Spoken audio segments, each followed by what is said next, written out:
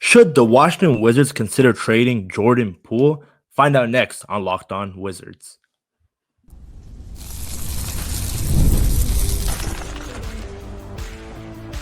You are Locked On Wizards, your daily Washington Wizards podcast, part of the Locked On Podcast Network. Your team every day. Hello all, and welcome back to Locked On Wizards, where myself, Abdullah, Ayubi, co-host and diehard Wizards fan that provides hometown insights and passion for his beloved Wizards, talk about one of our favorite players in Jordan Poole. And I'm here with Leif, Thulin, a credentialed NBA draft analyst, attendee of the last two NBA combines, and host on Locked On NBA Big Board. Thanks for making Locked On Wizards your first listen every day. And remember, Locked On Wizards is free and available on all platforms, including YouTube, of Locked On Wizards, where the best way to help us grow is to comment anything below. And today's question is, should the Wizards consider trading JP13? And if they do that, what would his value be? Leif, let's talk about it. Let's dive right in. I know you're not as high on Jordan Poole as I am. I think he's almost there at being that all-star caliber player. It does come down to winning for making that all-star team. And for you, I know you talked about how at one point Alex Sar could be the better player than Jordan Poole, but do you think the Wizards should potentially trade him at the point of where the draft is coming up, get some draft capital, and give the reins to a guy like Bub Carrington? So I do think Jordan Poole can't be the best player on a team that makes the playoffs and actually contends in the playoffs. Like that much I'm absolutely certain of. That would be my contention all day. However, trading into this draft and trying to add draft capital, I'm not sure is the best way forward, because if you give up Jordan Poole, you're basically resetting and saying, okay, this guy that we're drafting has to become the best scorer on our roster, because Alex Sar, I outlined before, I think follows the pathway of a Chet Holmgren as someone who can be a top option defensively and a second or third option offensively.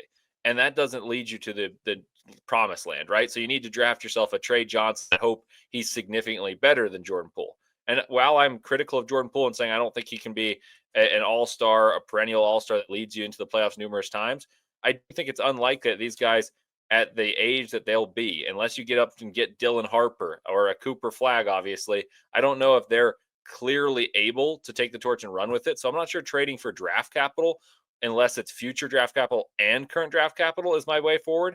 But I do think that trading for Jordan Poole should be explored, because I think his value is going to be better if he showcases early in the season very well and shows more. But right now it's still at a respectable level, because like you said all along, he hit a ton of threes.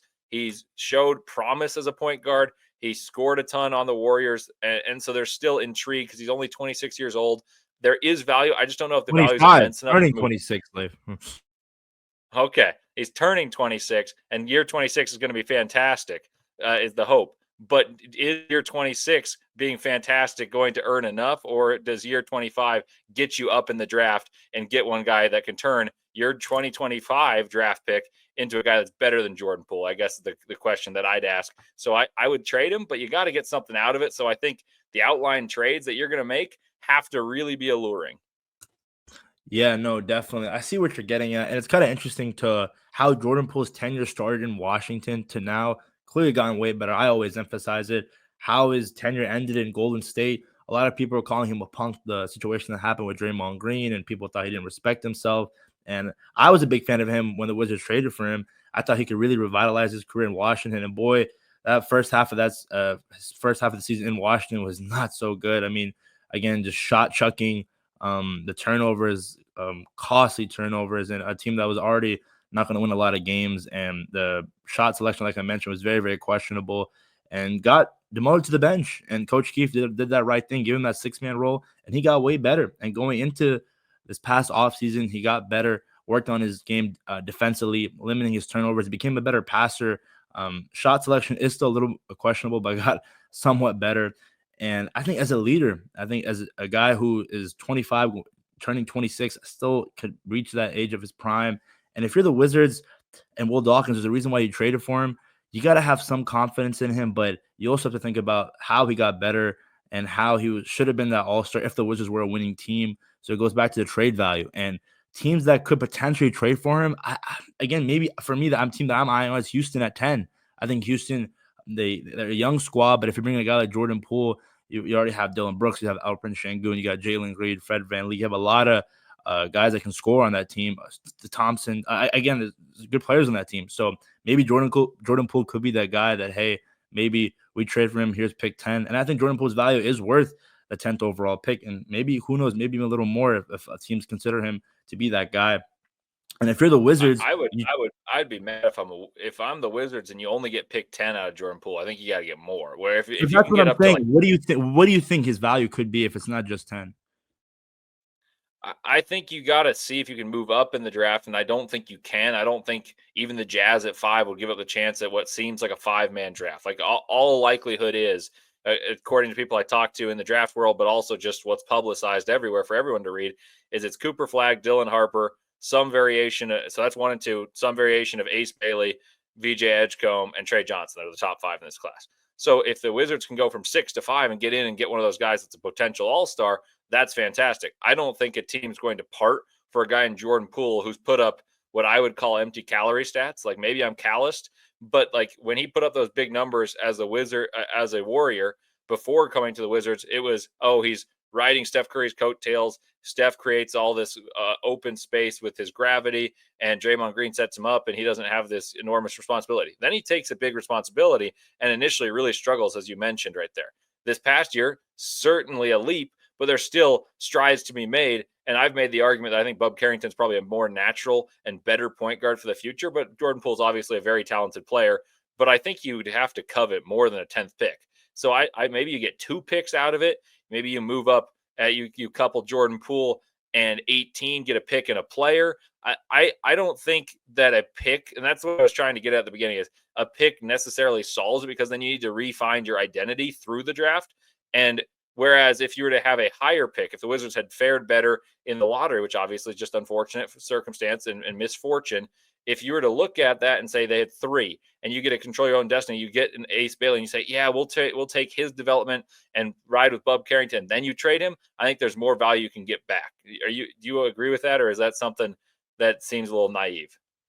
Yeah, no, I definitely see where you're coming from. I just think, again, this draft class is just much stronger compared to last year's draft class. And in last year's draft, Will Dawkins, it was aggressive. He traded Denny Avdia, a guy who a lot of people thought was going to be that next man up in Washington to be that number 1 option, number 2 option. But you trade him for Bub Carrington, a guy that you're really high on. And so far right now, I think it's 50-50 on who won the trade, and we'll see down the line. Denny Avdia has been playing really, really good in Portland. But again, who knows? We'll see if they're going to find a way to eventually go back to that winning culture in Portland. But if you're the Wizards, Jordan Poole, pick 10, maybe you want more, but it just depends, because again, it's going to be more costly this year compared to last year. And there's a reason why I'm wearing this Texas shirt, man. Trey Johnson is a guy that we love at pick 6, man. If you're the Wizards and he's there at pick 6, you have to run to the podium and draft him. And I think dream scenario is you get him at 6. Somehow you land 10 from trading Jordan Poole to Houston. You get Bub Carrington, Trey Johnson, and you get your big man. I think if Derek Queen is there, I think if Malu, the guy out of Duke, is there, that's a guy that those 2 prospects that, hey, if they're there, why not? And you come out of this draft and you potentially still have pick 18. Who knows? Whatever happens with pick 18. But if you're the Wizards, getting a guy like Trey Johnson, and on top of that, getting a big guy in DQ or Malu, I think it's a win. It's a huge win, especially when you're trying to. And again, Jordan Poole, 25, turning 26 years old, a lot young guy, but still a lot older than the younger guys. If you're Will Dawkins, you traded for him, increase that trade value like you've done in the past in OKC, and you trade him away to a team in Houston that wants that point guard that will take him to the next step and go to the Western Conference Finals, eventually win a championship. So I don't know, Leif, for me, besides pick 10, I mean, maybe another first round pick, but I don't know. It really depends on draft day, because I didn't think they were going to trade Denny Avdia. If anything, I thought Kyle Kuzma last year was going to be traded. So it's just Will Dawkins, man. He can definitely pull something out of his sleeve, and I just don't know if that trade does happen come draft night. Will it happen days before? Will it happen? I don't know. Would you really? This is a guy you've said you think can be an all-star. Would you really part for him for a 10th pick? Like I let you guys know the numbers on the 10th pick success. It's not very good on creating all-stars, but once you get past 10, so 11 through 30, and let's just say 10 through 30 for the sake of this argument, less than 50% of players stick as a role player getting 20 minutes or more in the NBA. Like that's a crapshoot. And this is a guy you think can be an all. I don't think you part with that unless you get 10 and Reed Shepard or someone who's just the 3 pick. And I don't think the Rockets would do that either. So I guess I'm skeptical, and I'm not a Jordan Poole defender. In fact, I'm someone who thinks that Bub Carrington's the future of the point guard position as currently the roster is constructed. But I do think you got to get some value at that point. If that's the best you can get value wise, and you're drafting a guy like Carter Bryant, whom I adore. I think Carter Bryant's a great prospect, but I wouldn't take a guy like Jordan Poole for Carter Bryant. Like that's basically the 1-to-1 swap you're making. So the Wizards aren't in a spot where they're dying to shed salary either, though I don't think he's going to be the torchbearer and lead you through it as the veteran leader. I do think that's getting shortchanged on the value of Jordan Poole. No, I completely agree. I just said the Rockets in pick 10 just because that's a scenario that could go down, but I definitely expect more value than just pick 10. But yeah, it's just going to be an interesting scenario. I mean, again, how the Wizards view Jordan Poole, his value is at a really all-time high right now, and eventually you're going to have to pay him, give him that extension. I think a lot of teams could want a guy like Jordan Poole. I mean, again, he got this year, hit that game winner in Denver at Denver. That was an impressive win. That was the night where Alex Sar had his career high. So a lot of Wizards fans right now, I think they're more on the side of Team Poole. But again, we'll just see if the value is there. I don't see why not. And again, this is coming from me. I'm a big JP13 fan, but if the value is that much, you might just have to pull the trigger. But yeah, guys, let us know in the comment section. I think this is a very interesting topic going into this draft. It's going to happen in a couple of weeks. But let us know, guys, about Jordan Poole. Again, his scenario, his situation going down in Washington. He could be potentially on the move, but let's see if the value is there. But next, we're going to talk about options at pick 18. But before we do, there's a quick word from Monarch Money. Ever check your bank account and wonder where does all my money go? Between dining out, online shopping, and entertainment, it's easy to lose track. That's where Monarch Money comes in, your personal CFO, giving you full visibility and control over your finances. Monarch Money isn't just a budgeting app. It's a complete financial command center. You can track all your accounts, investments, and spending in one place. So you stop just managing your money and start building wealth. Personal examples and surprising insights. When I started using Monarch, I realized just how much I was spending on food delivery. I mean, Uber Eats, it can get expensive.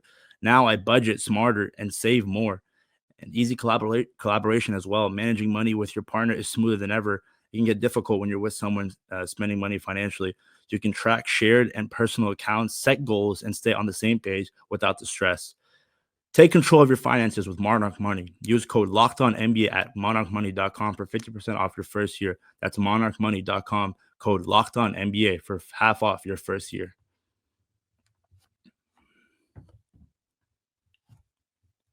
Welcome back to Locked On Wizards. I'm Abdullah Ayubi here with Leif, Thulin, and we are talking about options at pick 18 for our beloved Washington Wizards.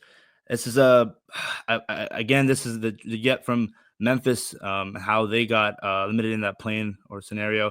So a guy that I like, I've been talking about him for a while, Leif, is Danny Wolf out of Michigan, a 7-footer. The way he moves as a guard, I don't know if you're really high on him, but this is, again, last year in pick 24, you hit on Keyshawn George. So why not, again, hit in a stronger draft class? Why not hit again at pick 18? Yeah, Danny Wolf's an interesting one. I think based on the parameters of what the Wizards have, it makes a lot of sense because they need bodies who can bang on the interior, and he provides a lot of skill to along with size. I was in a Twitter conversation earlier today, actually, regarding Derek Queen versus Danny Wolf, and some people think Danny Wolf is better. And this is a guy that Derek Queen that we'd be content with the Wizards taking at 6, and Danny Wolf would be at 18. And the pitch was basically, though he's played 4 years of college basketball, he's still only a year and some change older than Derek Queen. He's quicker. He plays the ball more on the perimeter. Is considered a better shooter. I'm not willing to go that far, but at least like that logic isn't the craziest thing I've heard. The pitch on him is essentially he's a skillful big. You can have some offensive injection of talent and creation, a potential offensive hub next to the defensive stalwart that you hope Alex Sar develops into. He's a guy that I like in terms of he's a bit of a changeup. A player that reminds me of him a little bit is Kyle Filipowski last year, who I was actually skeptical of, then watched him closely with the Utah Jazz, and he had a very good finish this season. We did a redraft exercise, and I wrote down Filipowski in my top 15. I think Wolf's got a chance to replicate that. I like a lot of wings in that area. And you've talked a ton about versatility being something that is coveted by the Wizards, that's coveted by this front office. And there's plenty of wings that have the athletic parameters, but fewer that I think are dead-eye shooters. So it really depends on what the personnel dictates. And if Corey Kispert still factors around, I think there's less necessity for shooting. If he's not there, does a really good shooter who has a little defensive upside as a 3-and-D hold more appeal? But I like the vision you have with Danny Wolf. Yeah, no, definitely. I think front court with Danny Wolf. Maybe you go somehow get DQ Malawa, you trade up to 10, trade package JP and get something else. And Alex Sar, Tristan Vucevic. I mean, again, this is a front court that is athletic, can offensively will get better. But again, if he's not there at pick 18, is there any other guys that you could potentially see the Wizards looking at? Yeah, the Wizards from the draft perspective are a fairly toolsy team. And what I mean by that is there's a lot of players on this team that have recently been picked that are sizable for their position. For example, Bilal Coulibaly, he's got a lot of raw traits. Then you look at Keyshawn George, and though we talked about how he's not fleet of foot, he's very big and he played with the ball in his hands. So you could say, hey, that's a big guard that they drafted with versatility. So one name that sticks out to me would be Cedric Coward. He's from Washington State. He only played 6 games, put up really productive numbers, but it was on low sample size in a lower league. But then at the NBA Combine, he tested in at 6'6" with a 7'3" wingspan there, just about. And he's someone who shot 38.5% and then backed it up at the Combine, shooting very well in the star drill, shot very well in shuffle, is known to be a defensively gifted player, not someone who has an enormous track record, because like I mentioned, he played 6 games. He took a circuitous route to the NBA, started at a D3 school called Willamette in the Pacific Northwest, went to Eastern Washington, then to Washington State, was committed to Duke. Duke was really, really hoping he'd stay, but he performed so well in the Combine, both in the measurables, the interviews, and in shooting drills, that he's likely going to be a guy who goes in the top 20. He's a name that sticks out in the pipe dream that I think would be ideal for the Wizards, a guy named Carter Bryant from Arizona, but I think he's likely to be gone in the lottery. Yeah, no, definitely. Carter Bryant's a guy that I've been eyeing on. He's been going up my draft board. If you're the Wizards at pick 18, I mean, again, it goes back to, you have the youth movement here in Washington. You try to get as young as possible, but do you go after a guy who will need time to develop, is a little raw, or do you at pick 18, do you want to go for that guy that you plug in and play and will make an impact come his rookie year? Well, the Wizards have the luxury that they're not in a pressure situation to win immediately. They don't need this guy to come in and play 20 minutes of leverage basketball. And leverage basketball to me is minutes in which the winning is hanging in the balance. You need this player to be a top 7 guy in your rotation and make sure that when he's on the floor, the impact is not negative, and in fact it's positive. We talk about some of these playoff teams that lose when their bench comes in. You look at the Knicks, they don't play enough of their depth. You look at the Pacers, they play great depth. So can he be one of those guys who comes off the bench and helps the team? Can he be a starter eventually? And the Wizards don't need that immediately. However, they'd like it. That's the luxury. So I would go with the guy who has tools and potential in this pick, particularly because the Wizards already have another pick to try to find some stars. So I'd look to find someone with tools that can fill multiple roles, as opposed to a plug and play older player. And if you're to look at Wizards history recently, I think the plug and play older player is someone like Corey Kispert, who played multiple years, was an All-American at Gonzaga, but the product he was coming into the league is basically the product you're getting right now. And that's a guy that, based on the interactions I've had with Wizards fans and between you and I, it doesn't seem like Corey Kispert's going to be in the future of the Wizards very long. So I do think going for tools is probably the most likely scenario, but it really depends how the draft board falls, of course. Yeah, I was a big fan of Corey coming out of Gonzaga, and I think the emergence of Keyshawn George and his versatility, his size, his ability to shoot from 3 is a big reason why Corey Kispert is 1 foot out of the door in DC. I wanted to ask you, I know you're a big stats guy, are the stats favoring pick 18 for the Wizards, or is it kind of skewed the other way? Well, if you're asking how likely is it that they hit it, the numbers would say it's probably under 50% that this guy's a rotation guy. However, you've mentioned it numerous times that the Wizards went 3 for 3 last year. Is it likely to do so again? Maybe not, but it does breed optimism into the situation. Whereas years before, the 9th pick was Johnny Davis, and that was a guy that I had outside my top 20 as a draft evaluator.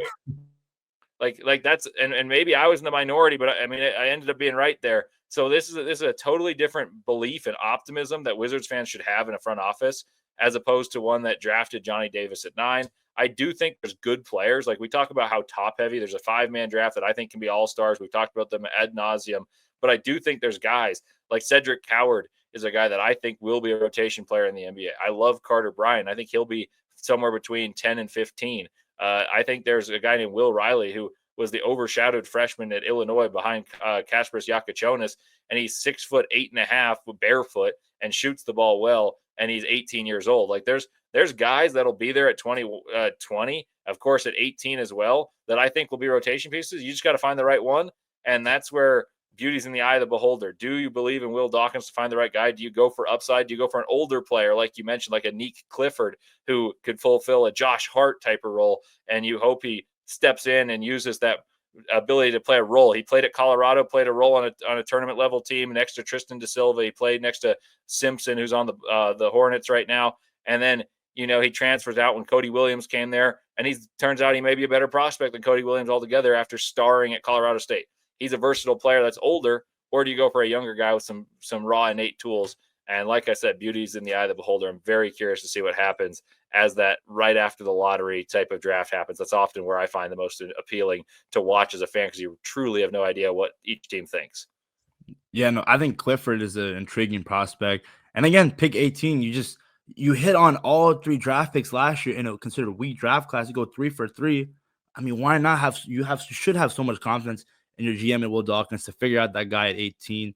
And now we talk about this young core that we have, and are they a top 5 core in this league? Let's talk about it. But before we do, let's take a quick break.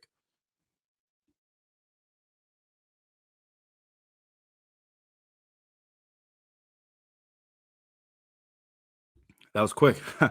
Like I mentioned before, and like we always mention with this Wizards team, youth movement. That's the key term. It's the key theme that for so long in DC, or at least not so long, but as of recently, that's been something that we've always been coveting. It's kind of what we're coping with. You get a team that you lose a lot, but there's a reason why, because it's just young team. Inefficiency, it's going to happen. Team chemistry, all in all. With the likes of Alex Sar, Keyshawn George, Bub Carrington, AJ Johnson, you trade Kyle Kuzma for. Tristan Vucevic, a second-round pick, emerging second-round pick. For so long here in DC, Leif, we haven't had a second-round pick that's actually producing. And I think when he was given the opportunity, he can go out there and produce. Justin Champagnie, 23 years old, and is a double-double machine, and a really good friendly team contract. And you have pick 6, you have pick 18, you got JP 13, about to turn 26 years old, a really, really young squad. You got some veterans on this team, but just how good is this young core compared to other young cores in the NBA, top 5, top 3? And I don't think it's crazy to say top 3. And maybe I was thinking if the Wizards somehow managed to get Cooper Flag, then I think that would have been one of the best young cores in the league. But obviously at pick 6, it kind of changed that direction. Well, yeah, Cooper Flag certainly helps in that regard. I think you really got to decide how young the core can be defined as, because a team like OKC I'd consider quite young. Like Chet Holmgren is only in his 2nd season, despite being in his 3rd year, because he missed a season. Jalen Williams is 3rd year, and both those guys are all-star caliber players. Not to mention SGA is fairly young in the same age range as JP. He's a little older, but I won't count him in the youthful core. But I would say OKC's got, even excluding him, a far better youthful core, being the team that I think is most likely to win the championship right now. The Spurs would be another one that pops into mind with Wemby, of course. Probably Harper, I should say, with Castle, who just won the Rookie of the Year. You got Sohan, of course. You've got other guys in that realm. And those are the ones that I say are like clearly above the Wizards. And then the rest you can make arguments for. I jotted down Houston as another one that I think they've got a lot of talent but don't know what to do with. I think Amen Thompson is fantastic. That's the best player on the Rockets. Alperen Şengün was an all-star this year, and yet he's not their best guy, so therefore they've got a ton of talent.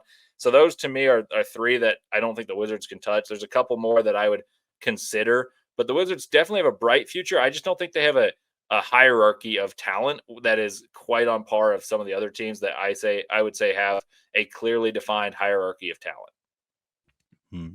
So in your eyes, what do you think would have to make them be in that top 5 conversation? Do you need to see emergence of Bilal Coulibaly year 3 offensively?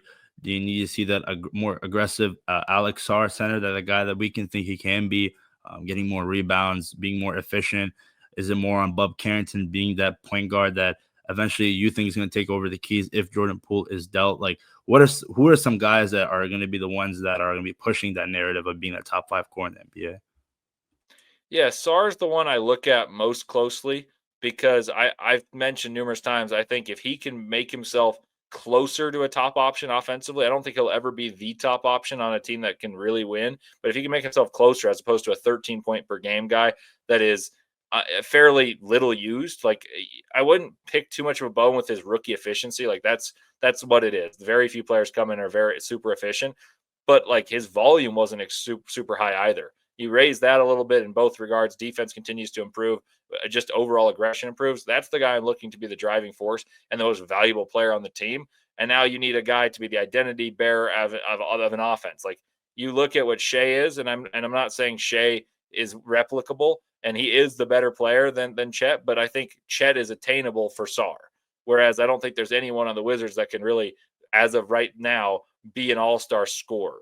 Bilal, I really like, but I don't think he can be a best player on a team. And I think the reason the Wizards are held back from that top 5 conversation, and certainly the top 3 in my mind, is they don't quite have a delineated hierarchy of who's the top guy to score. And that's why following the draft hurts the most, because you could have gotten that guy in Cooperfly. You could have gotten that guy in Harper.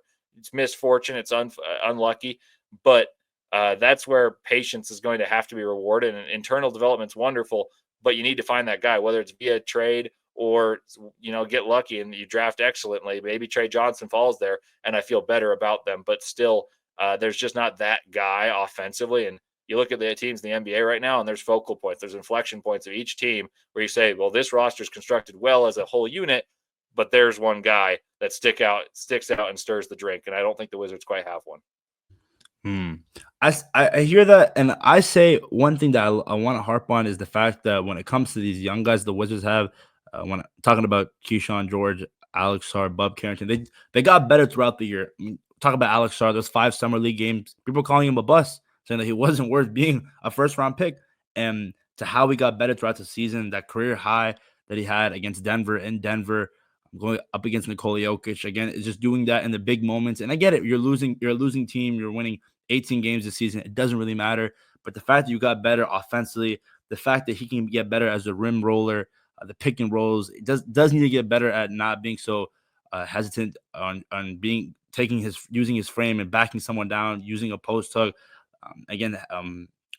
Taking shots where, hey, like maybe we should take it to the rim instead of shooting from three. It's a young guy thing, it's today's NBA. And Bub Carrington, I mean, again, when he was given opportunities, he got better. I think career high at 34 against Orlando Magic at the end of the season. And his last game of the season against the Miami Heat, I said, give me the ball, move out the way, hits a tough floater for the win. Keyshawn George is a guy who I didn't think he was going to make much of his rookie season, but he took advantage of his opportunities, his versatility, being able to shoot from 3, getting into people's faces. I think one thing about him and Bub that I really like is that they're dogs. In the rookie season, they were going at people. They weren't afraid. And that's just something in so long in Washington that we have lacked. And a guy like AJ Johnson, who we don't talk about enough, and I know you guys want to hear about him enough, has a tight handle. His athleticism is off the charts. You talked about how you saw him at the combine, and it's just ridiculous athleticism. So I think a big reason why I'm just so optimistic about this young core is that we've seen the results and improvement steady. It may not be a vast improvement compared to some of the other players in today's NBA on other teams that are young, but at the end of the day, it's improvement. And that's just something that we need to see as Washington fans right now. You just got to be patient. You just got to see improvement. And eventually those little marginal growths is eventually going to lead to being that championship team. Oh, yeah, absolutely. You want to see growth from Sar. You want to see it from Koulibaly. I've mentioned how much I love Bub Carrington, so you're preaching the choir there. I'd love to see Bub Carrington be the future of the Wizards at the point guard spot and maybe the focal point of the offense. Like, I really do believe he's got potential to be a starting point guard on a good team in the NBA. But I think a lot of the reason that we're so optimistic about some of these players turning around is flashes they've shown in non-leverage situations. Like, you watch the NBA playoffs and you say, hey, that guy's been really good. And it's because of they're really good in the moment and the specific role they've got. The Wizards players have the lenience to go do whatever they want right now, which is a good thing. You want youthful teams to do so. But how many of them can thrive in that situation? Like if Bilal Coulibaly develops and becomes a better scorer, and he ups his average to 15 points per game, which is plausible, pretty realistic, and he ups his average to 32%, we'll be elated. From 28%, we'll be elated. But then let's say he's in the playoff series, I still think he's the dare shooter, and I still think there's a huge jump that needs to be made there for me to consider this youthful core as potent. Like, if you're to really look at some of these youthful cores around the NBA, last season, people criticized the Oklahoma City Thunder, who had 58 wins last year. I want to say maybe it's 57. It's either 57 or 58 wins. And they were the 1 seed. And then they got schooled. Like, they were taken to the woodshed by an older team of the Dallas Mavericks, and everyone said, oh, they're not ready. And there was skepticism this year about the OKC Thunder, even with 67 wins, and saying, you know what, we're not sure they're ready because they weren't ready last year. But those were guys in leverage spots that came up short. And I think the Wizards have such a long way to put themselves into that top 5. Growth is going to help no matter what. Don't get me wrong. But I think that you're going to see that some of these players shine with low expectation and low pressure. And then the role when pressure is mounted becomes too large. Like, I think there's youthful teams around the NBA that feel that way. I talked about this on the review. There's guys that played winning roles, and then there's guys that not. Like, is Stephon Castle going to be a high scorer for the Spurs when they make the playoffs? I don't know. Or is he just going to be a defensively oriented guy?